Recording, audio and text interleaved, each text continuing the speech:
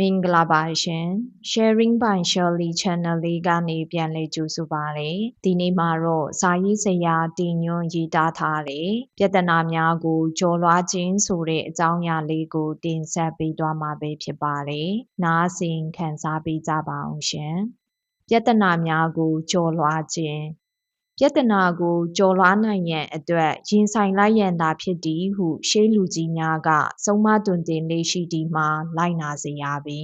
ပြဿနာဆိုသည်မှာမကင်တွင်နိုင်လျင်ရင်မဆိုင်နိုင်လျင်ပို၍ကြီးထွားလာတတ်သည်ဖြစ်လာသည့်ပြဿနာကိုညီတို့ဖြေရှင်းမည်နည်းဆိုကာတွေ့ခြင်းရင်ဆိုင်ခြင်းတို့ကသာရှေ့ဆက်နိုင်စေရန်အခွင့်အလမ်းတစ်ခုလည်းဖြစ်ကောင်းဖြစ်နိုင်သည်ပြဿနာကိုရင်ဆိုင်ရာတွင်အစိုးမြင့်စိတ်ဖြင့်ရင်ဆိုင်ခြင်းမပြုတင်ပါပြဿနာကိုကင်တွယ်ပါခွဲချမ်းစိတ်ဖြာပါလေ့လာသုံးသပ်ပါအားလုံးကိုမကင်တွယ်မဖြေရှင်းနိုင်လျင်တပိုင်းချင်းတစချင်းကင်တွယ်ဖြေရှင်းနိုင်သည့်အပိုင်းကစတင်ဖြေရှင်းသင့်ပါသည်ပြဿနာကိုဖြေရှင်းရာတွင်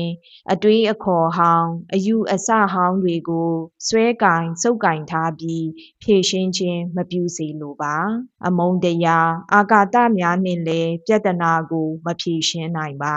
အမိုက်ဟုထင်လျင်အမိုက်ပုံထဲကိုစွန့်ပစ်လိုက်ပါ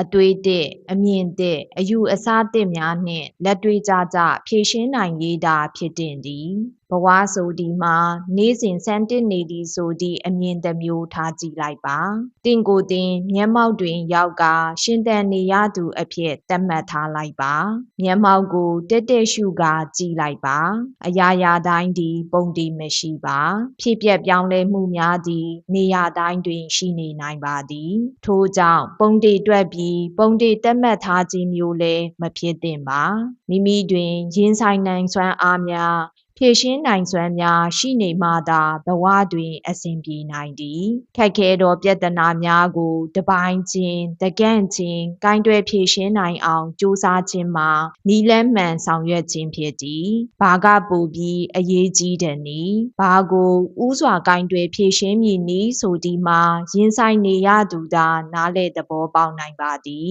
အရေးမပါတာတွေကိုတော့ဘေးမှထားနိုင်ဖို့လိုသည်အရေးမပါတာတွေကိုထည့်စဉ်းစားနေခြင်းဖြင့်အရေးပါတာတွေကပျောက်သွားကအရာမရောက်ဖြစ်နိုင်သည်ပြဿနာတရက်ကိုသုံးတက်ရာတွင်လည်းအဘဲကြောင့်ဤပြဿနာဖြစ်လာရသည်နည်းဆိုသည့်အချက်ပေါ်တွင်စင်ကျင်သုံးတက်နိုင်ရန်လည်းလိုသည်ဘာဖြစ်လို့ဖြစ်မှန်းမသိပဲကင်တွယ်ဖြေရှင်းမည်ဟုအစွမ်းပြလိုခြင်းတို့ကိုလည်းရှောင်ရှားသင့်ပါသည်အချို့သောပြဿနာများကိုမတိစိတ်ကအလိုလိုဖြေရှင်းပေးသွားတတ်ပါသည်သို့တော့ပြဿနာ၏ရင်းမြစ်ကိုတည်ထားရန်လိုသည်ဘဝတွင်ပြဿနာတွေရှိသည်ပြဿနာတွေကိုကင်တွယ်ဖြေရှင်းရမည်ငါသည်ပြဿနာတွေကိုကင်တွယ်ဖြေရှင်းနိုင်သူဖြစ်သည်စသည့်အမည်မျိုးတွေကိုလည်းအဆွဲအလန်းမထားသင့်ပါပြဿနာနှင့်ရင်မဆိုင်ရဘဲနေရလျင်ပိုကောင်းပါသည်သို့တော့စင်ကျင်တွေးသောစဉ်းစားဖြေရှင်းနိုင်စွမ်းများက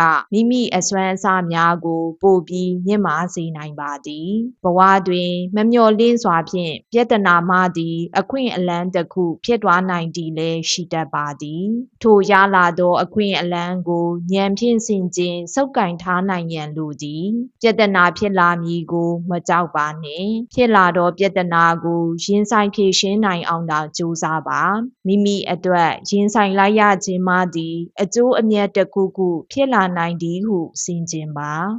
နားဆင်ပေးခဲ့ကြသောစာပေချစ်သူများအားလုံးတာယာပျော်ရွှင်ချမ်းမြေ့ကြပါစေရှင်